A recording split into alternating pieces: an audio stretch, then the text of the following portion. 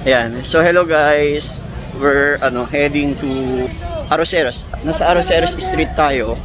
Kung saan pupunta tayo ngayon doon sa the last lang of Manila. Hindi ko assure kung kung bukas siya or hindi.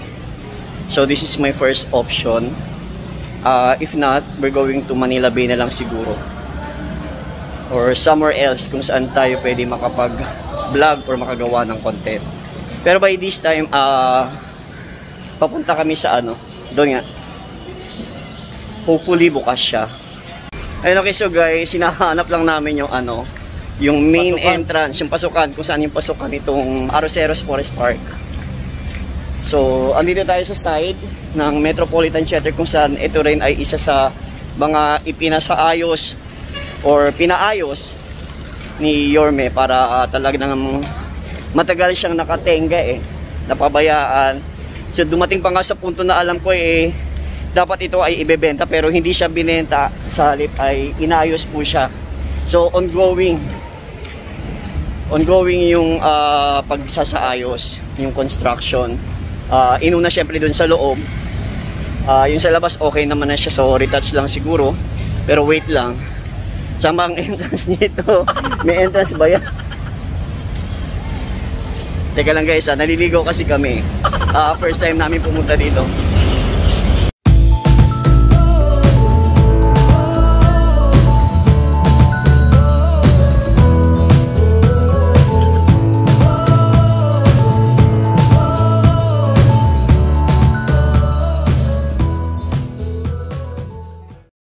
Okay, so guys, andito na kami sa loob ng Arroceros Forest Park. The last lang of Manila. Ibig sabihin, ito na po yung ito na yung kahuli-hulihang lugar dito sa Manila kung saan kailangan natin talagang pangalagaan.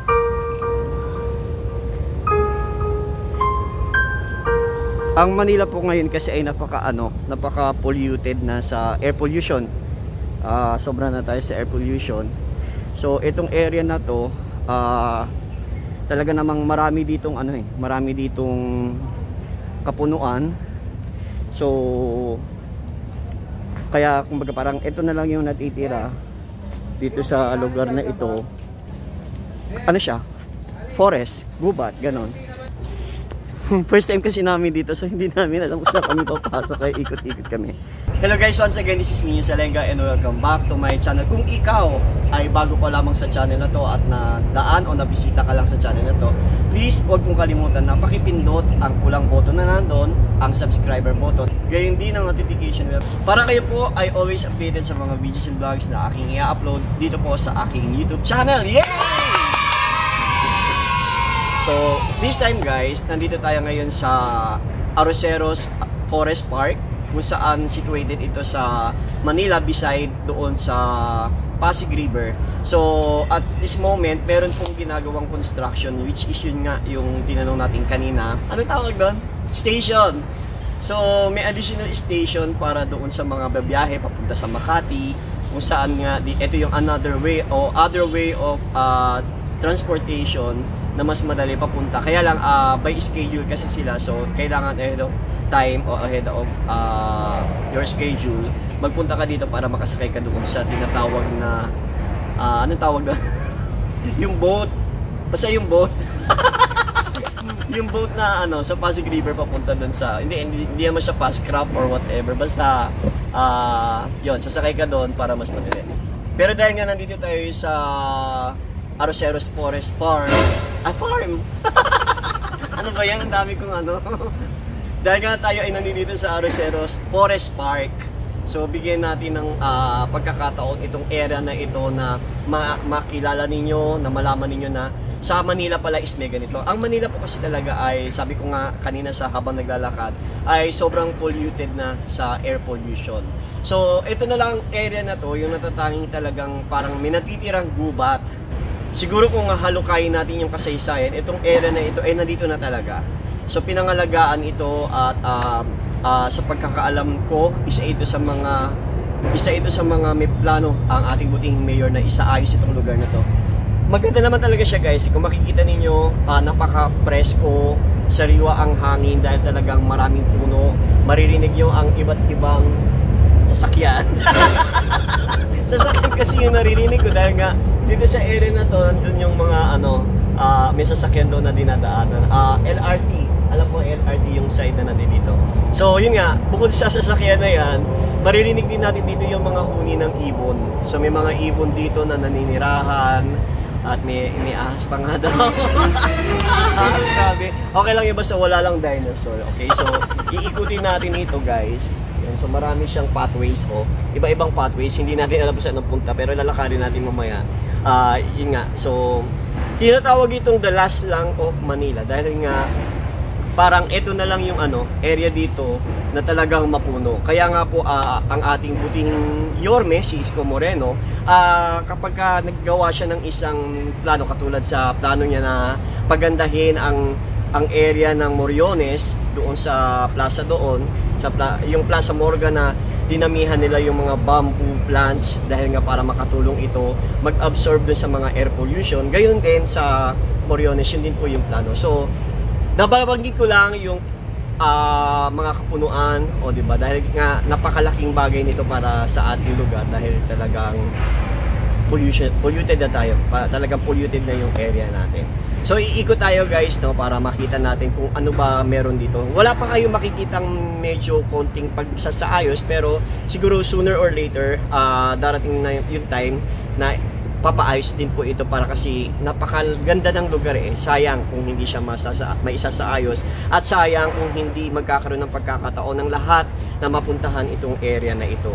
So for the meantime, hindi pa siya open sa public dahil nga hindi pa siya masyadong develop pero wish natin na isa ito sa mga lugar talaga na maipapasaayos ng ating butihing Yorme. Tara guys, ikutin natin ang Roseros Forest Park. Muntik na aros kaldo masabi ko. Tara guys, let's go. Ayun, okay, so guys, medyo nag-alis ako ng face mask kasi wala namang ibang tao dito kundi ako lang tsaka si Makmak. So nag-alis ako ng face mask since presko naman dito sa lugar na to at talaga namang walang masyadong tao dito kaya hindi na kailangan ng social distancing kasi dalawa lang kami nandito. So lalakad tayo ngayon. Guys, nakikita nyo ba yung way? Familiar ba kayo sa mga ganyang klase ng daan? Na parang this way to saan tayo dadaan guys? Saan nyo gusto dumaan? Dito or dito? Hindi, okay lang. So kahit saan tayo dumaan kasi nga first time natin, so lakarin natin siya at ipapakita ko sa inyo kung ano yung mga nandito. So tara guys, let's go. Kung nandito kayo, naririnig niyo yung yung mga huni ng ibon, relaxing talaga. No? Talagang napakalaya nila dito sa gubat na ito. So kung gusto niyo mag-relax guys, pwede kayong pumunta dito pero syempre maglilist kayo ng name doon sa labas para alam nila na may pumasok dito. At yun nga, maglakad-lakad, magnilay-nilay, magmuni-muni. So yun, may mga kakaibang plants dito guys na hindi ko alam kung anong plants ito pero ang lalaki ng plants dito no. Pero wag kayong pupunta dito guys at mangunguha ng halaman ha, bawal po kasi nga talagang pinapangalagaan po yung mga halaman dito. Yan, so ang ganda ng area, napaka peaceful, napaka presko. Yan, talagang naglalaki ang mga dahon dito. Kita nyo ba yan? Ang dahon yung ganda. So may mga ibon dito sabi nila meron daw ditong squirrel. Totoo kaya yung squirrel dito? Mimi. So harap tayo ng squirrel guys. Yan. So lakad-lakad. Ayan guys diba? Nakita niyo ba to? Yung puno na to. Kala ko ano yung gumagalaw. May gumagalaw. Pag may gumagalaw natakot ako. May gumagalaw guys.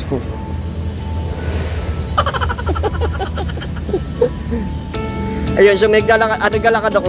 Parang ewan ko kung ano yon, parang may mga bahay ng gagamba na sa mukha ko.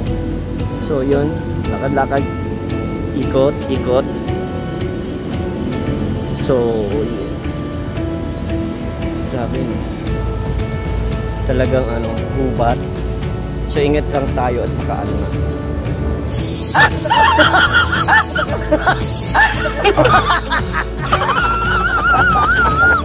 Sinaulo ka mo.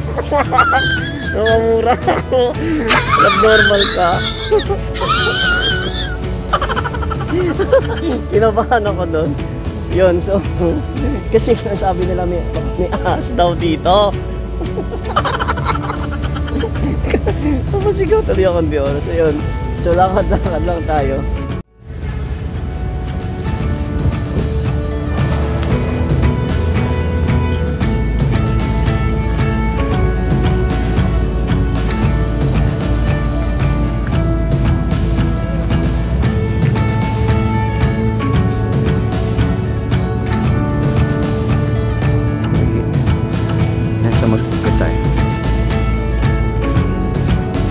Meron ditong ano, the last time merong uwak dito eh.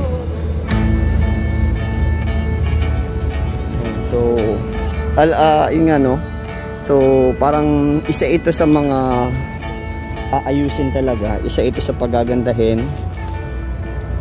Kaya inunahan na natin puntahan. So yan, medyo napabayaan talaga siya pero may plano naman para dito. So, pangangalagaan. Gawing resort. Resort. Ito niya ba guys? Ayan.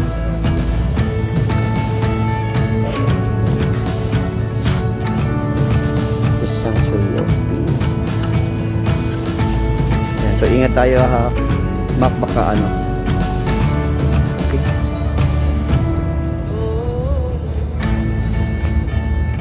Dito tayo ano. Katabi siya ng Pasig River.